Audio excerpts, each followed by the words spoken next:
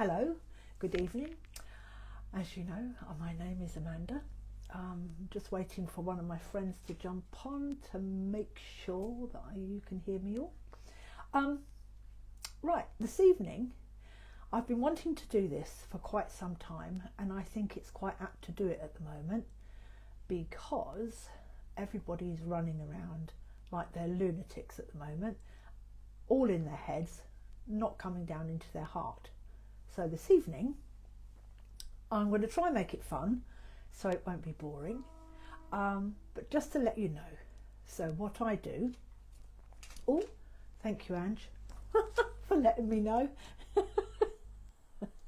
Okay, so what I do is I am a Reiki master teacher, a Seiki practitioner, spiritual life coach, and a Akashic record reader and a healer. So I've been doing quite a lot of work out of my work, and I'm now ready to put it out into the world. So it's a start here this evening. So tonight is all going to be about meditating, coming into your own mind, into your own heart, and feeling your own energy. So I might even get time, hopefully, to introduce you to your own energy, which is very important. So you can transform your life with meditation. Absolutely, yes. I transformed my life through meditation, and it's worked, and I've progressed with meditation. But the meditation I'm trying to speak to you about was me 4 or 5 years ago when I first started meditating. Couldn't do it, couldn't sit still, couldn't sort of, my brain would be telling me to go here and go there. It was a bit of a nightmare, and I really thought I couldn't do it. But there are all sorts of meditations. It's not all about sitting cross-legged on the floor, humming. Well, you can if you want to, it's not a problem. But the aim of the video this evening is so I can teach you something, even if you take a little something from this. And I can also give you, I designed a PDF, which I've never done before in my life, so I'm quite proud of that. But I can send you the PDF if you're interested in it, about everything we're going to go through tonight. So, meditation. Meditation can help you in many, many ways. Many ways. These are just a couple of the things.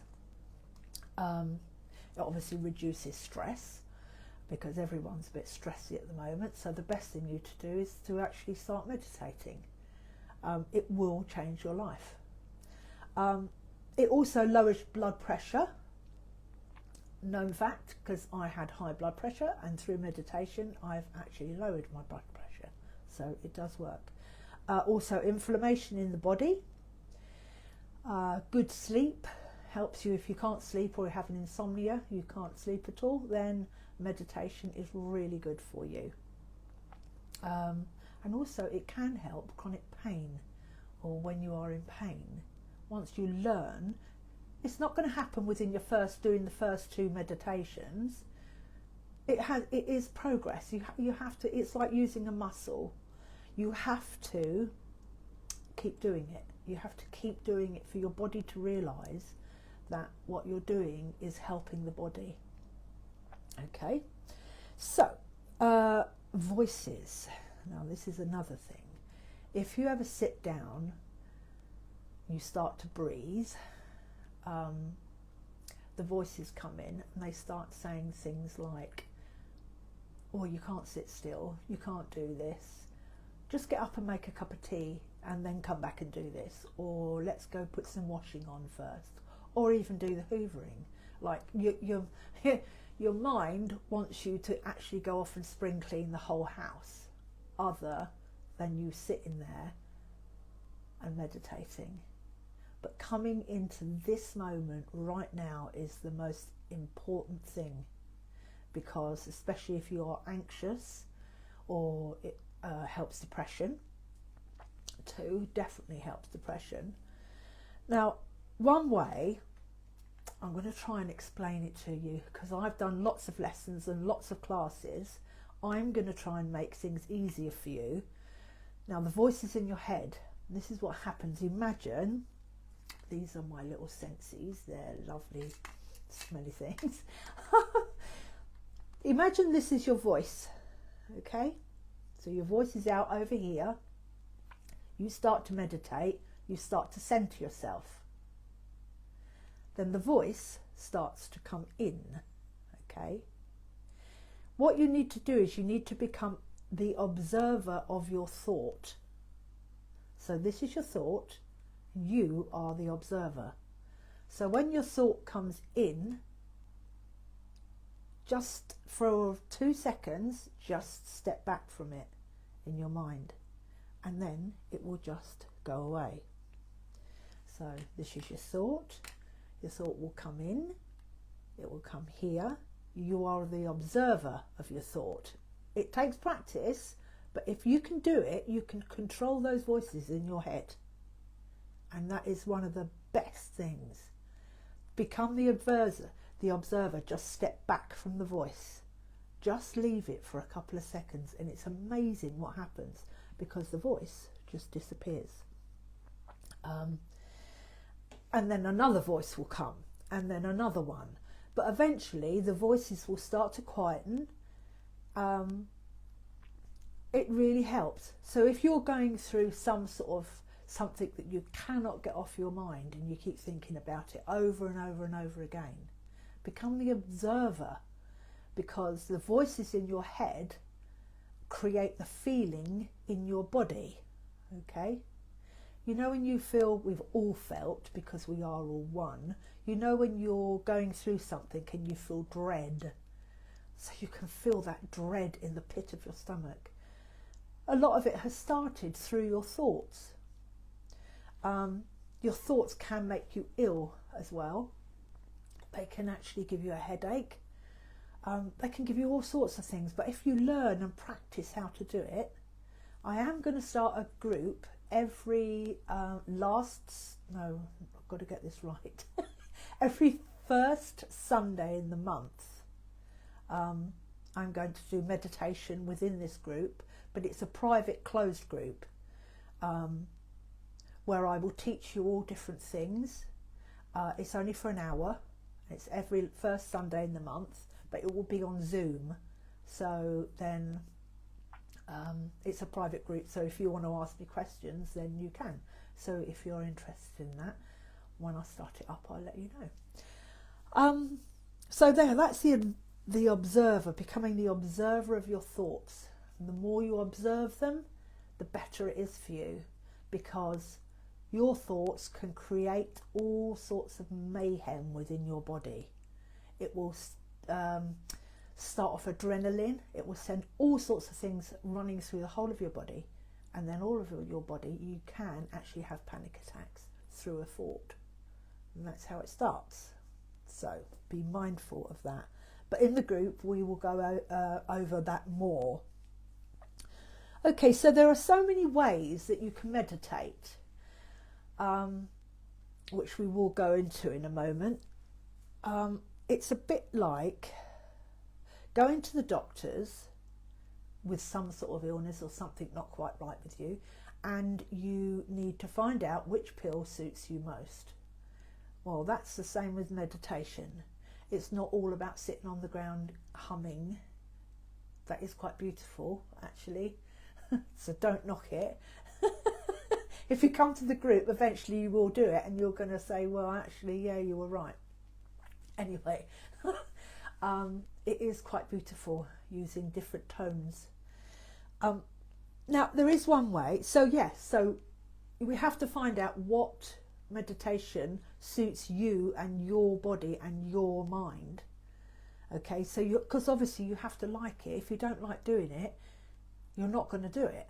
So you need to find which meditation, a bit like going to the doctor for new pills, which one works for you best. Meditation is the same. So yeah, you can. I need you to learn to breathe too. Now, lots of you are breathing from up here, okay, on your chest, or some of you are breathing a bit lower. Proper breathing comes from your right down in the gut of your stomach, right down low. You have to follow the breath right down there. So what you can do is you can put your fingers together and your middle fingers like that, put them on the bottom of your stomach. You might have to lay down to do it because you do need to actually feel your fingers come apart. Okay, so as soon as you feel that the fingers are beginning to move, that's when you know that you are breathing correctly from the bottom right down from the solar plexus, right down low, from your base of your chakra. So you can do that practicing. So put your fingers together like that, lay down on the bed, put your hands right down below your belly button and breathe until, don't push your stomach up, you have to breathe your stomach up. And the minute your fingers move apart like that, like even a little bit, you know that you've got your breathing right. Because I found that when I did a spiritual event last week or a couple of weeks ago, when I laid people down, I realised that no one was actually breathing properly. They're all breathing from up here, but your body is not getting enough oxygen. So you have to breathe from your gut, okay? So imagine, come down into your gut and feel the air right down into your gut. So you can practice that one. Breathing is a really good thing. You have to breathe, obviously, because if you don't breathe, you ain't going to be here for very long. You can book a one-to-one if you're not sure about meditating, because I'm out to help people, because I'm trying to touch as many people as I can. If I can make you feel the way I feel now through meditation, then I've served my purpose. So if you'd like to book a one-to-one, I will help you. And also, so walking, let's talk about walking. Walking is a meditation, but we're talking about walking with no phone, no earphones, no music, no nothing.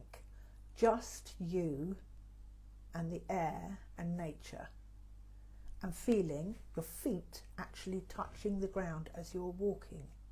Putting one foot in front of the other. Mindful walking.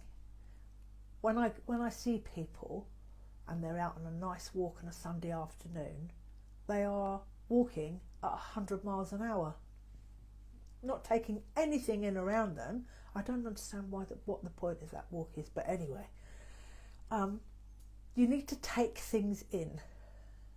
So I'll tell you a little story. I went on a walk because I am very conscious.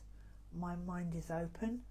I am open to all sorts of things, because obviously I wouldn't be able to read people's records without having an open mind. So I started this walk and I saw this little butterfly, smallest little butterfly I've ever seen.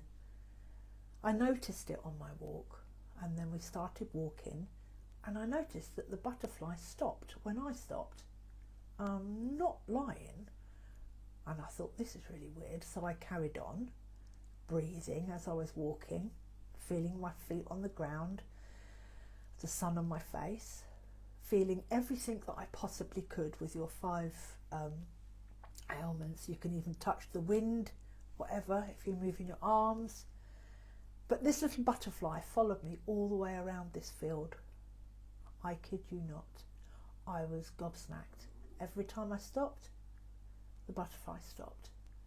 Now, if I was unconscious, asleep they call it, which is 3D world. I know I'm touching on things that you might not quite understand now, depends on who's listening. If you're in a 5D world, you see these sorts of things. You are awake.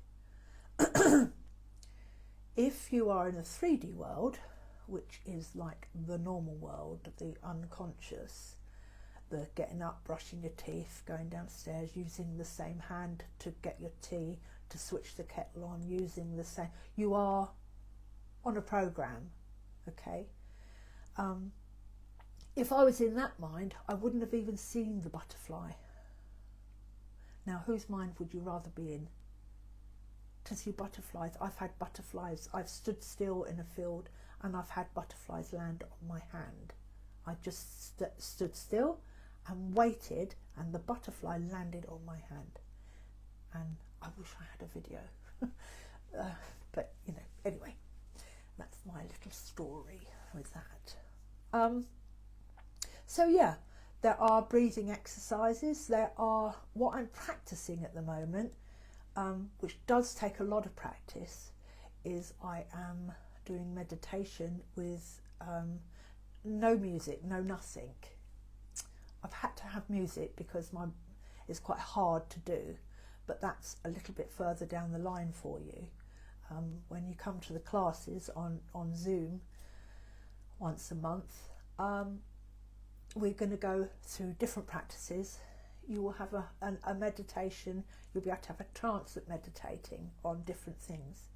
You can also hold a candle if you don't want to close your eyes. Sometimes in meditation, when I close my eyes, depending on how active my brain is, your brain starts going, and sometimes it's not good. So what you do is you get a candle and look into the flame. Just keep looking at the flame, and exactly the same as what I told you with the thoughts, they come in and they go out. Just keep looking at the flame, and then eventually you will want to close your eyes, because what you're doing is you're breathing. You need to quieten your voices down with your breathing. I don't know if any of you saw the video last week.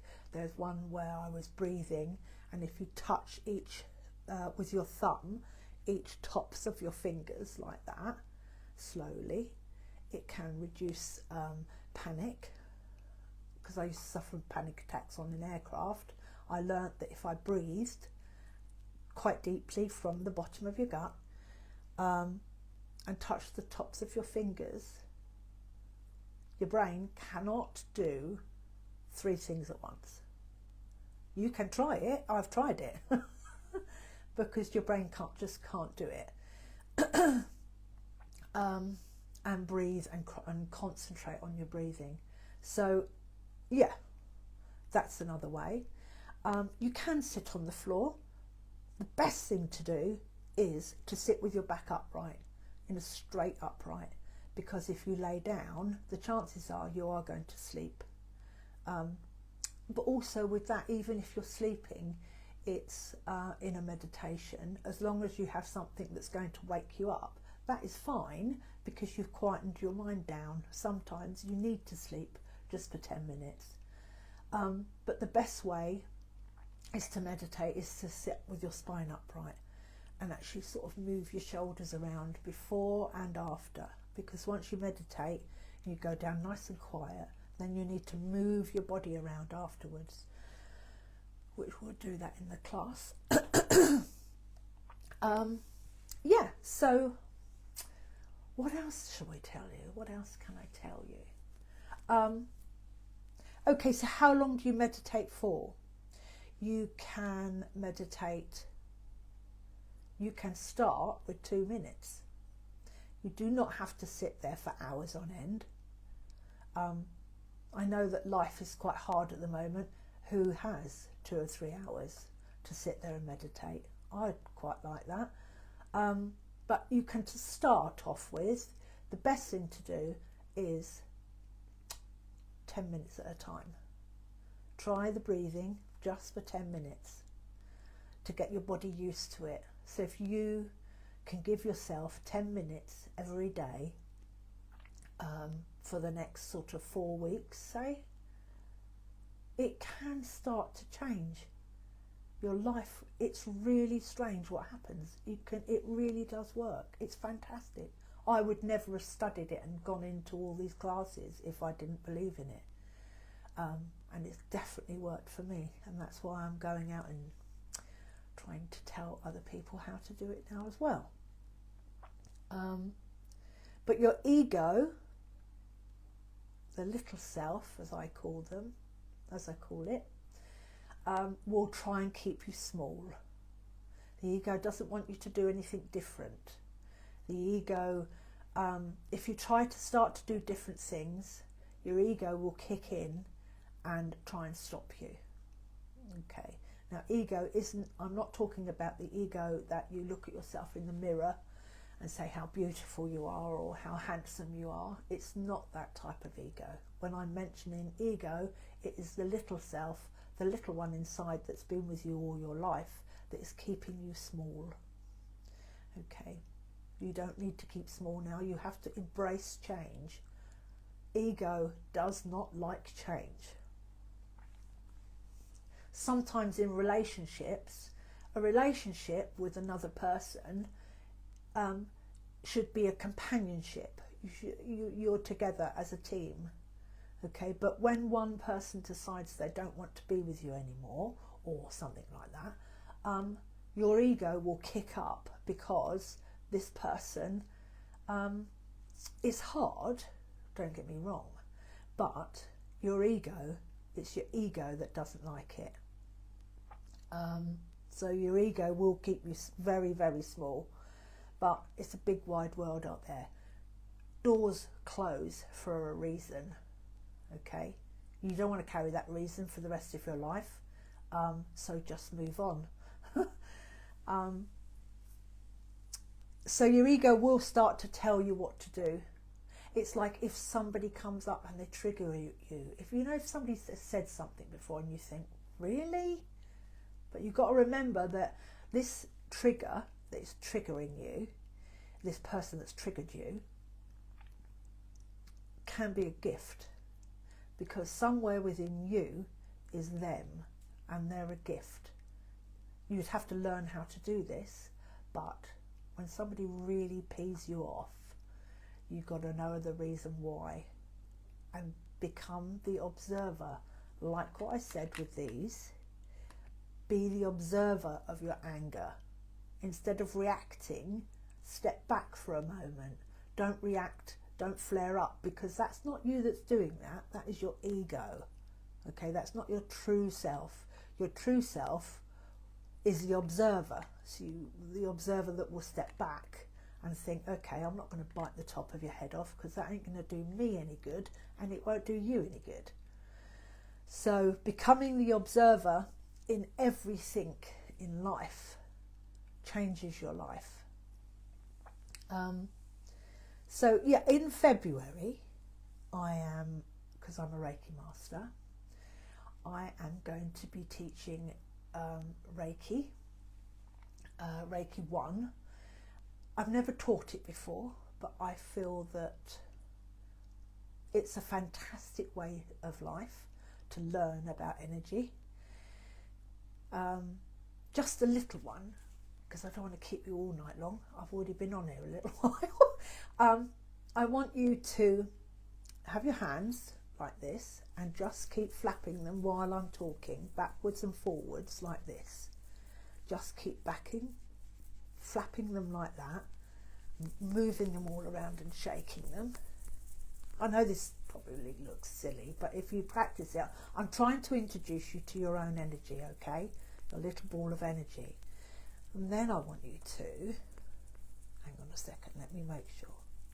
Then I want you to rub your hands together quite vigorously, and then just stop. And then slowly bring your hands just very, very slowly apart. Now in between here is your energy. This is your energy. So literally pulse the little ball of energy. Imagine that you have a ball in your hands. Make the ball bigger. Turn it around. You will feel the static energy between each hand. Now this is your healing energy. Your energy will heal all sorts of things in your body. I don't want to waste this because it's good. So what you literally do is just come to the top of your head and just put the energy right the way through the whole of your body. It's wonderful. Practice that. Just by using that energy, it's fantastic. It's like, I get very excited, as you can tell. On the end of each fingertip, these are connected. Your fingertips are connected to different parts of your body. Now, I'm not going to tell you which ones they are because I'm going to run a masterclass on this, so I'm not going to give it all away in this one. So if you're touching the end here like this, your fingertips, on the end of your fingertips, are so alive, okay? They are alive and they touch every part of your body. It's amazing which parts of your body they touch. So what I want you to do next is roll your arm up like that, and with this hand, just with your fingertips, literally the hairs on your there, just literally feel, just rub really, really, really gently your finger on your arm. Now the sensation that that gives you is your sensation, okay? But it's really lovely. That's another energy one, or it tickles. So yeah, there's all sorts of things that I'm going to teach you, and that was about it for today. So today we touched on, you can have a PDF to go with this if you like. We went through everything of why you should meditate, the voices in your head, becoming the observer. Train yourself to become the observer and not the voices, because the voice could be your ego. Really important, that is. Breathing with your fingertips, touching on your just below your belly button. You can book a one-to-one with me if you like to teach you one-to-one meditations. Reiki, I'm going to do in February. I'm going to do Reiki 1 teaching. You can either come to my home or we can do it online. And every first Sunday in the month, I'm going to have a meditation group on Zoom. So if you have any questions or anything like that, you're more than welcome to come along. And then we talked about the ego. The ego is there to keep you small and safe, okay? But that's about it for tonight. I think we've covered quite a lot. But if you would like any more, just keep your eye on the group, and I'll be doing a lot more lives, because I get a bit anxious, but I'm going to beat that, because that's my little ego, my little self. The good thing to do is to actually name your ego. Sometimes it depends on how I feel it's a man, and sometimes it's a woman, because we have male and feminine in our bodies. So yeah, today I'm feeling quite feminine, so I might call it Lucy. So my ego tonight is Lucy, and Lucy's had enough now. That was just a bit of fun. So yeah, you will see me a lot more going lives, teaching people all sorts of things, and I have got all sorts of things coming up in the new year. So yeah, that's about it for today, folks. I hope to see you soon.